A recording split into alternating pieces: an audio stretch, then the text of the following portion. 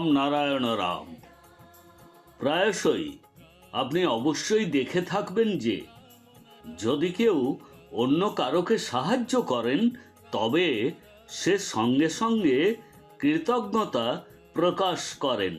আবার কারোকে কেউ যদি কিছু দিয়ে থাকেন তবে তা ফেরত চান। এই কাজ করার আগে মানুষ একবারের জন্যও ভাবেন না যে তার নিজের বলে কি আছে, তিনি সাথে করে কি নিয়ে এসেছেন।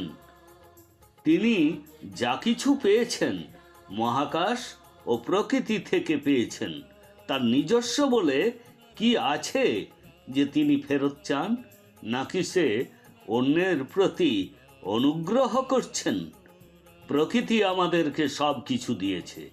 প্রকৃতি কি আমার আপনার কাছে তা ফেরত চাই? সূর্য, চন্দ্র, মহাকাশ, গ্রহ, নক্ষত্রের কাছ থেকে আমরা যা কিছু পেয়েছি তা কি তারা আমার আপনার কাছ থেকে ফেরত চায়?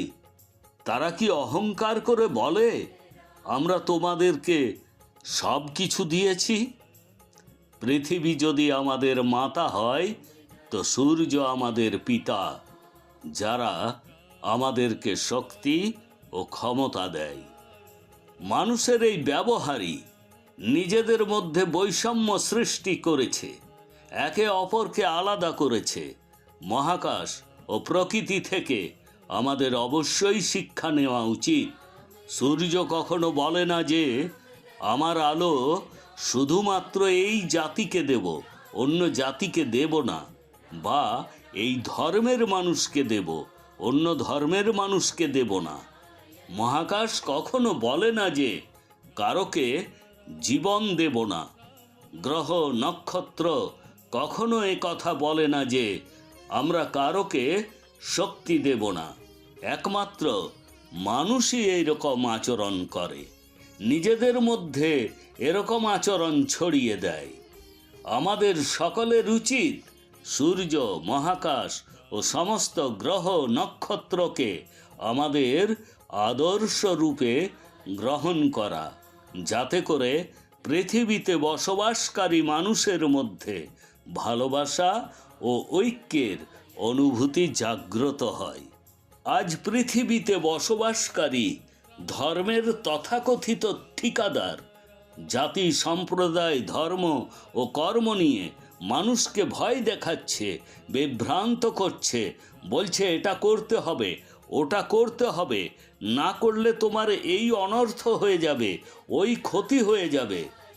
আজ সারা পৃথিবী এই ভয়ের বাতাবরণে বেঁচে থাকতে বাধ্য হচ্ছে, কারণ আজ মানুষের মনে এই কথা গভীরভাবে গেঁথে গেছে যে ধর্মালয়ে গিয়ে এই সব কাজ না করলে আমার চরম ক্ষতি হয়ে যাবে।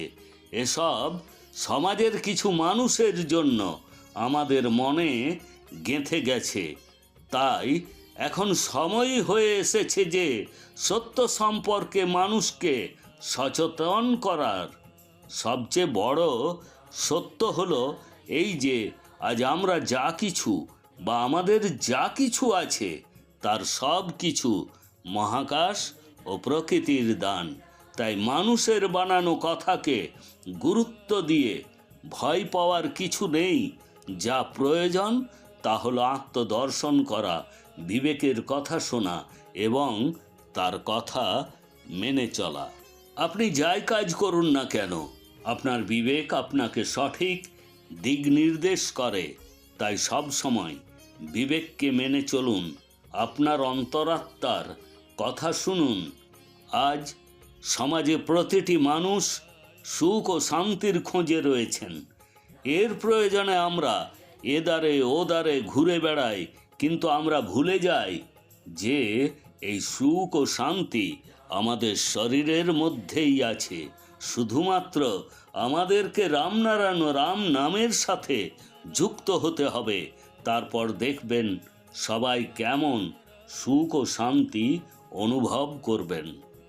রামনারায়ণ রামের মধ্যে সমগ্র বিশ্ব জগৎ নিহিত আছে।